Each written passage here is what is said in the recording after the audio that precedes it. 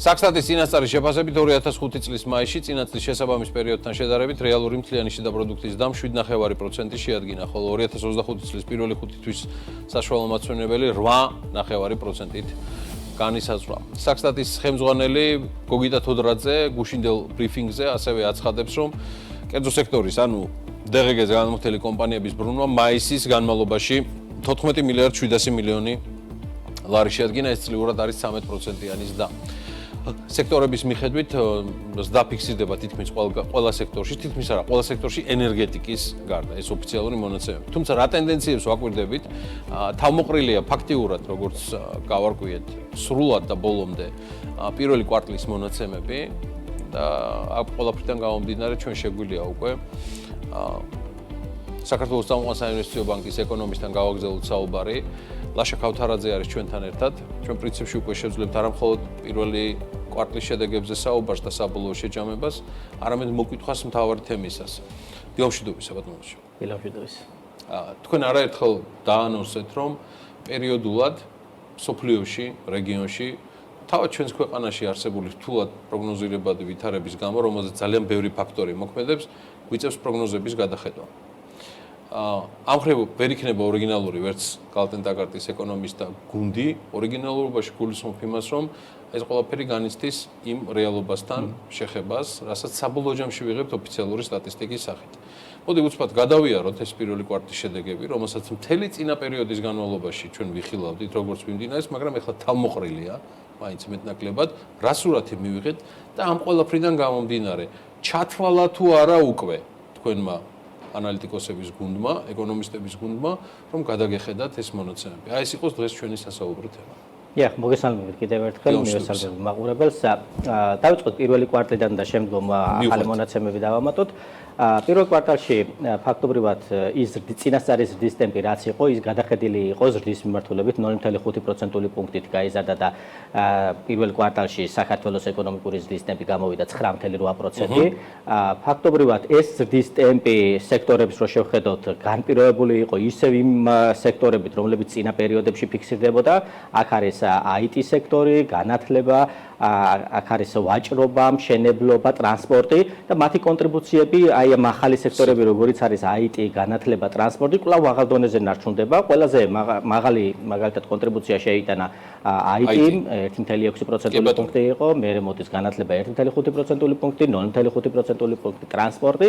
ფაქტობრივად ეს სექტორები რჩება. რა მნიშვნელოვანი არის თვითონ IT სექტორი, აი გასული წლის მეორე ნახევრიდან IT სექტორში არის საკმაოდ მაღალი ზრდის ტემპები ფიქსირდება. რატომ? რა დააგროვეთ? ფაქტობრივად აქ ჩვენ მოვიკითხეთ ეს და გასულ წლის მეორე ნახევარში დაახლოებით 20-მდე ახალი IT კომპანია დაემატა, დარეგისტრირდა, რომელიც შედარებით მსხვილები არის და ფაქტობრივად ესენი ღებულობენ საკმაოდ მაღალ დიდი მოცულობით შეკვეთებს უცხოეთიდან და ფაქტობრივად ამას ვხედავთ კიდეც, მაგალითად ეს აუთსორს კომპანიებია, ლაშა საბოლოო ჯამში. შეიძლება ვთქვათ კი. და რომ შევხედოთ მაგალითად მიმდინარე ანგარიშის ბალანს, უკვე IT შემოსავლებიდან მიღებული შემოსავლების მომსახურებიდან მიღებული შემოსავლები უკვე 300 მილიონს მიაღწია მიმდინარე წლის პირველ კვარტალში, მაშინ როცა გასული წლის პირველ კვარტალში 200 მილიონი, ანუ 100 მილიონით გაიზარდა, ხო, საკმაოდ 57%-იანი ზრდა არის. ეს ინდუსტრიისთვის ძალიან ბევრი. საკმაოდ მნიშვნელოვანი არის ეს და ფაქტობრივად აი ეს სექტორი რჩება, თუ ესეთი ტრენდი გაგრძელდა, არ არის გამორიცხული, რომ მილიარდზე მეტი მივიღოთ IT მომსახურებიდან შემოსავლები წლის მანძილზე. კი.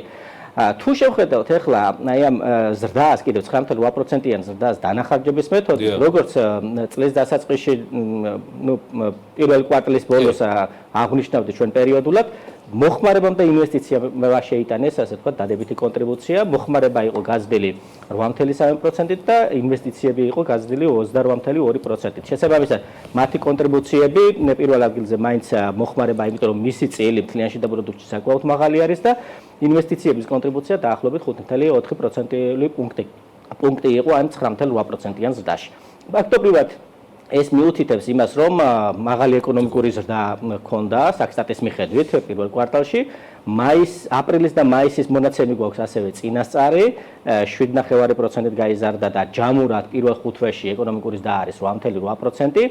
აი აქედან გამომდინარე ფაქტიური მონაცემებიდან გამომდინარე ჩვენ მოგვიხდა უკვე მეორედ ეკონომიკური ზრდის პროგნოზის გადახედვა ზრდის მიმართულებით.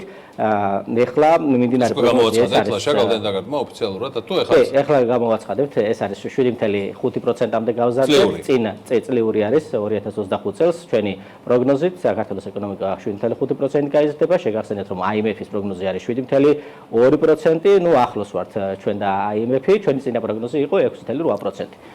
მე თქვენ მონაყოლს აუცილებლად უნდა დავამატო კიდევ ერთი თემა, რომელიც ასევე სიახლეა, ჩვენ მაისის მონაცემები მივიღეთ ეროვნული ბანკის ნავაჭრისა სავალუტო ბაზარზე. პრინციპში შეგვიძლია ვთქვათ, რომ მაგ პერიოდისთვის ჩვენ გაერთიანებული გვაქვს როგორც ბიმეჩის, ასევე ეროვნული ბანკის პირდაპირი ინტერვენციები ბაზარზე, რაც სრულად მოიცავს დოლარის შეძენას, ანუ ვალუტის შესყიდვას.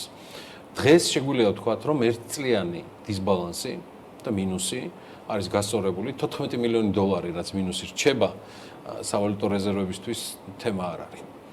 რა ტენდენციასთან გვაქვს საქმე და რას ნიშნავს, როცა სავალუტო რეზერვები უბრუნდება იმ დონეს, როცა დაგჭირდა მათი გაყიდვა კრიზისული პერიოდიდან გამომდინარე და რასელით შემდგომ თვეებში.